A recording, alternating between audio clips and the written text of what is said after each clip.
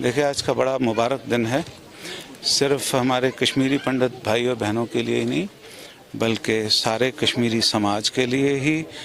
भी और पूरे हिंदुस्तान के लिए भी। ये इस जगह की एक ख़ुसूसियत है कि दुनिया का सबसे पुराना जो कैलेंडर है वो कश्मीर से निकला था और आज भी शायद उस कैलेंडर के बारे को भी लेकर कुछ उसका एक जो नए साल का कैलेंडर जो आज से शुरू हो रहा है उसकी भी रिलीज़ का है। इस मौके पर सबसे पहले तो मैं अपने तमाम कश्मीरी भाइयों को, कश्मीरी पंडित भाइयों को भी, कश्मीर के रहने वाले दूसरे जो समुदाय के लोग हैं उन सबको बहुत बहुत मुबारक भी नए साल के मौके पर, और नेक ख्वाहिशात भी और दुआएं भी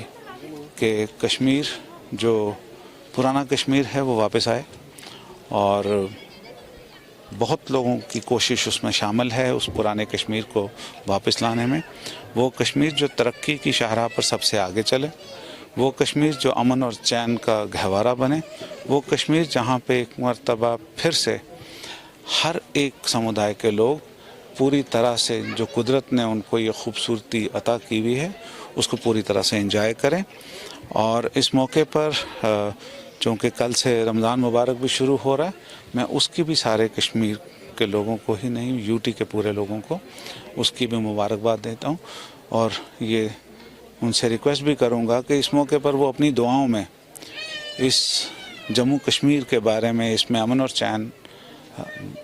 रहे, इसमें खुशहाली हो, इसमें तरक्की हो, लोग भाइयों भाइयों की तरह रहें,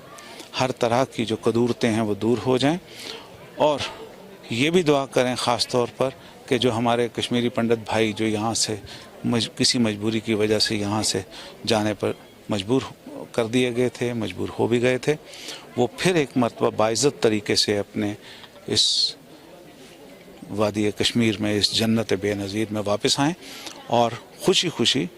पहले से भी ज़्यादा खुशी के साथ और खुशहाली के साथ अपनी ज़िंदगी बिताएं। कोविड के लिए देखिए, इस वक्त ख़ास तौर पर हिंदुस्तान में एक ऐसा दौर आया हुआ है जिस वक्त बहुत तेज़ी से ये फैल रहा है। और आपके माध्यम से मैं ये रिक्वेस्ट करना चाहूँगा कि सरकार की तरफ से और डॉक्टर्स की तरफ से जो भी कोई गाइडलाइंस इशू होती हैं, कोई नसीहत या कोई वो आपको तरीका बताते हैं, उस पर अमल कीजिए। और जो भी लोग किसी भी वजह से वैक्सीनेशन करवाने से शायद कुछ गुरेज कर रहे हैं और इसलिए गुरेज कर रहे हैं कि उनके जहनों में किसी ने कोई गलत बात भर दी है, ऐसा कुछ भी नहीं है। उनको आगे आना चाहिए। ज़िंदगी एक अल्लाह ताला की बहुत बड़ी नामत है और उस ज़िंदगी को अपनी किसी बेवकूफ़ी की वजह से या किसी के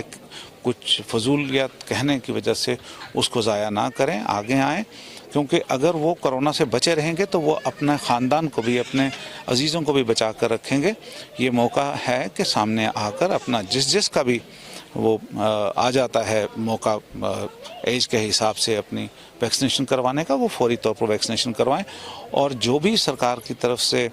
एक SOP इशू है या गाइडलाइंस इशू हैं डिस्टेंस रखने के लिए और ज़्यादा क्राउड ना करने के लिए, उसको वो पूरी तरह से फॉलो करें। और मैं अपने मीडिया के भाइयों से भी कहना चाहूँगा कि ज़्यादातर मौके के ऊपर वो बिल्कुल इकट्ठे होकर